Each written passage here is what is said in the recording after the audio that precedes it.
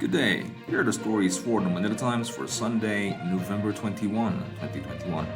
The International Criminal Court or ICC has suspended its investigation into suspected rights abuses committed under President Rodrigo Duterte's war on drugs, following a request from Manila. The Hague-based court in September authorized an inquiry into the campaign that has left thousands of people dead, saying it resembled an illegitimate and systematic attack on civilians. According to court documents, Philippine Ambassador Eduardo Malaya requested a deferral.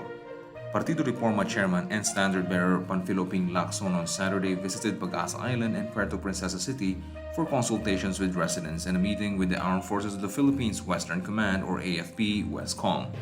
Lacson, who heads the Senate Committee on National Defense and Security, said the mission was part of his commitment to have a deeper understanding of the issues involving national security over the West Philippine Sea amid a standoff in Ayungin Shoal between the Philippine and Chinese Coast Guard last week.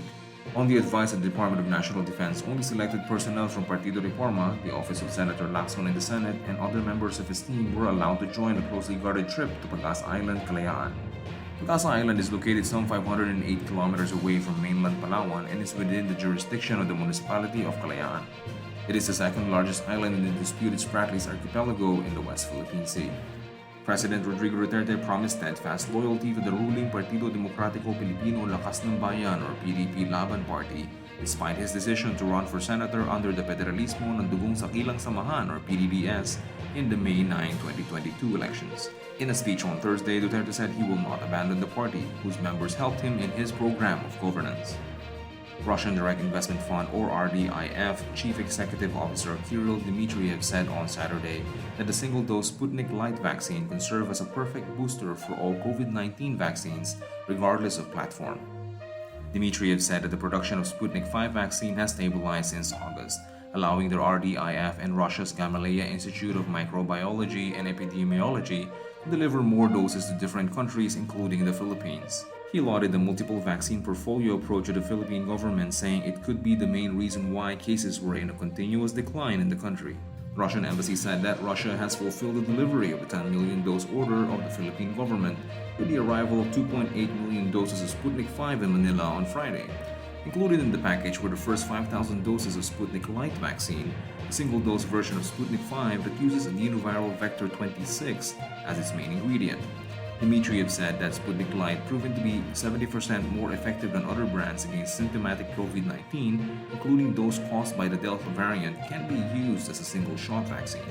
Senator Christopher Lawrence Bongo earned the praise of President Duterte and officials from various government agencies as he joined the chief executive in a visit to Calapan City, Oriental Mindoro on Thursday to inaugurate several infrastructure projects and attend a meeting with local officials. The visit began with a tour of the Sentrong Pangkabataan Complex project in Calapan City.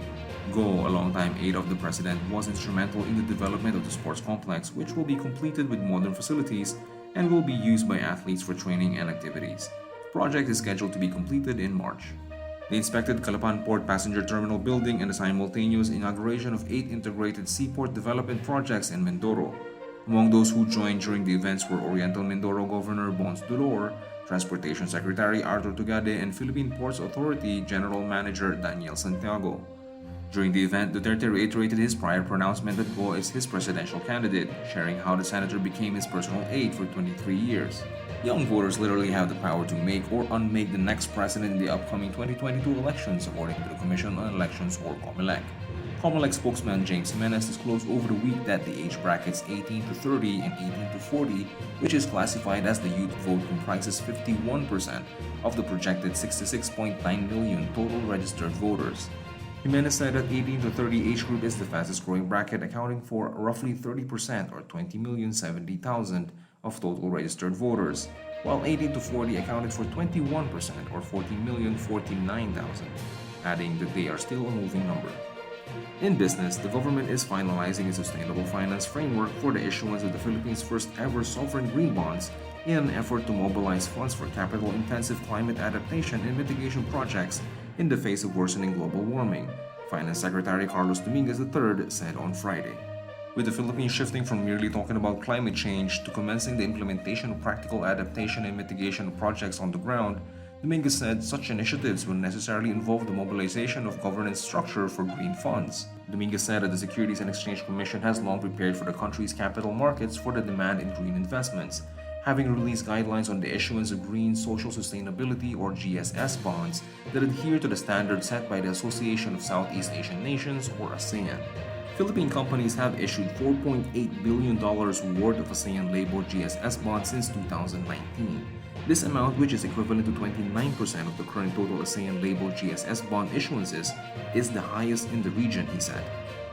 In sports, Kaya FC Iloilo defeated the Ascal's development team 1-0 to claim the 2021 Philippines Football League or PFL Copa Paulino Alcantara title Friday night at the Philippine Football Federation National Training Center. After a scoreless first half marred by power interruption, forward Kenshiro Daniels delivered a lone goal of the contest off a looping assist from defender Simon Rota at the 47th minute. The young Ascals, who played without ace Jarvi Gayoso due to injury, tried to catch up late in the game but failed to overturn the results. This is the second Copa title for Kaya, which also won in 2018. Marlene Ronquillo is today's front page columnist. He believes presidents of every nation should not be treated as kings. Today's editorial believes that online commerce requires added safeguards against scams. Read the full version in the paper's opinion section or listen to the Voice of the Times. For more news and information, get a copy of the Manila Times on print, subscribe to its digital edition, or log on to www.manilatimes.net.